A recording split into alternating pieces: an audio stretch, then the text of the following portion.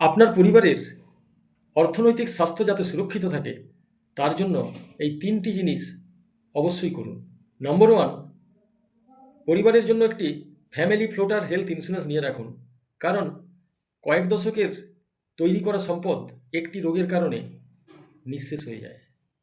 নম্বর 2, পরিবারের একমাত্র উপার্জনশীল ব্যক্তির পর্যাপ্ত পরিমাণে লাইফ ইন্স্যুরেন্স কভারেজ নিয়ে রাখুন, যাতে দুর্ভাগ্যজনক কোনো ঘটনার কারণে আপনার পরিবারের যে ইনকামের উৎস সেটি বন্ধ না হয়ে যায়।